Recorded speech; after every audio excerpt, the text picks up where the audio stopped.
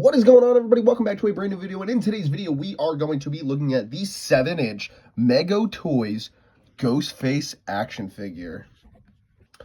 Alrighty, so here we have the figure. I have already taken him out of his box. His box was just not much to look at. That's the reason I just pretty much just took him out. We are going to be looking at this figure and also comparing him to other GhostFace figures that I have in my collection. But before we do that, we're going to take a look at this GhostFace and, and just show everything he's got. So he does not come with any accessories. This knife I have right here is from another GhostFace figure. I'm just going to put that to the side since it has really nothing to do with this figure. Now, I was not expecting much when I bought this figure. It's made by a, lesser known company, not a very big company, not as far as I know anyway. It's made by Mego. Never really heard of them before this figure came along, so... he's not a very accurate representation of Ghostface.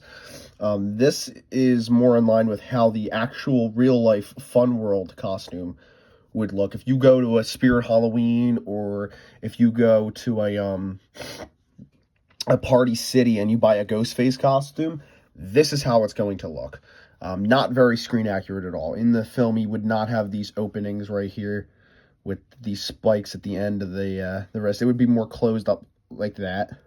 Also, his tassels or his tethers right here would definitely not be shaped like that. They would be circular, and they would go in, they would be separated and stuff. It just would not look like that. Obviously, his proportions are a little wonky as well. If we pull back the hood, the Ghostface mask is kind of just a skull, which is a bit strange to look at, so I kind of keep the hood up. Not a huge fan of the way the hood sits on the figure either. Looks a bit strange. Again, like I said, his proportions are really wonky. Also, he comes with shoes that you can take off of the figure, which I thought was really weird. There's not really much detailing on them. They're just a pair of boots. Now, it's funny.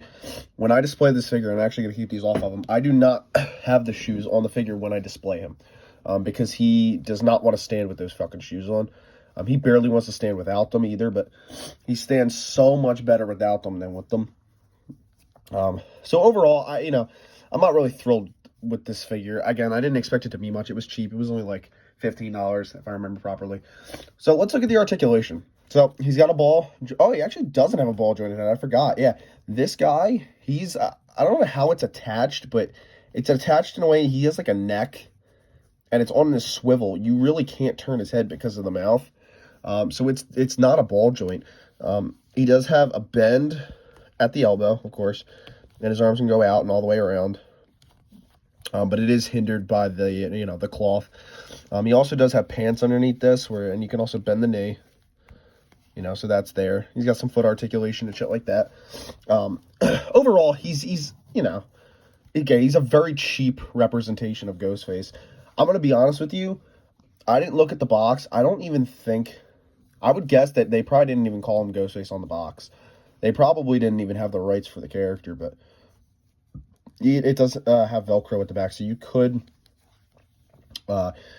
unstrap it and, just see what's underneath it, but I'm not really interested in doing that. So, we're gonna put him here, and we're gonna bring out some other Ghostfaces from... No, he's not gonna want to stand. Yeah, we're gonna bring out some other Ghostfaces. So, the first Ghostface we're gonna bring out is an older one. This is the original Movie Maniacs Ghostface from McFarlane Toys. Now, obviously, two completely different figures we're talking about here. This guy's very pre-posed. He's stuck in this pose. You really can't do nothing with him. You can't move him. You can't manipulate him. I just thought it'd be interesting to have them standing next to each other here. I got a hunting knife in his hand. I definitely like the mask a lot more on the original McFarlane Toys, because when this figure came out, I believe the first two Screams were only out. So this naturally looks more like a Gen 1. And this kind of natural... This, I think, I'm pretty sure this was taken right off of the Scream 3 movie poster, which is like just the one of just Ghostface's mask. If I can find a picture, I'll pull it up. This is clearly based off of a Generation 1. So... Yep, it's the one I like more. Again, definitely the McFarlane Toys. Even though it's older and has like no articulation, there's again still something so charming about you know, the figure and everything like that. Then next we're going to bring out the NECA retro cloth Ghostface. These two figures are definitely more similar in terms of the way they're built, and you know, they're just their proportions and shit. This one's so much more accurate to the film, obviously. This is still one of my favorite Ghostface figures that they've done. This is the re-released version. This is not the original retro cloth Ghostface that they did. That one had a lot of problems. But you can see he's got the sparkle shroud. You can see how the shroud kind of clamps the or sorry, not shroud, the robe. You know, it kind of clamps at the wrist, whereas again this one doesn't. See the clear difference there. This is all sparkly. This one's not. Again, the mask. This one is interesting. This one, it kind of looks like they were going for the K and B look, except the mouth is way too long and it would be more squished in around the middle. But those eyes, those are K and B eyes for sure. Again, as time goes on, the Ghostface like mask, the eyes have always gotten wider and wider. I don't know if that's something everyone's noticed, but I've always noticed it. Back in the day, whatever Ghostface mask you would buy, the eyes would always be really thin. But here is the new released Inferno Ghostface from NECA, the ultimate version. Love this figure. This is still one of my favorite figures in my collection. My main issue with this guy, though, is his robe never closes. It's always opened. So you can always see the vest underneath it, which kind of sucks. I don't know why they decided to go that route.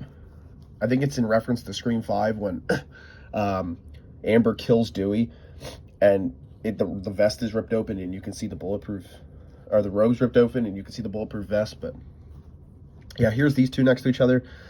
Obviously, it doesn't top this guy. This is the best Ghostface figure on the market, in my opinion. I got the Scream 6 mask on him. And yeah, he just looks dope. He just looks awesome. And the last Ghostface figure I'm going to show you guys is the original NECA Ultimate Ghostface. Now, this is a very flawed Ghostface, in my opinion. I still love the figure, but it's definitely got some issues. I do not like the way the hood ultimately sits on the figure and stuff. It's funny how big they made this guy's head. This guy's head is humongous on this one compared to the other ones, you know.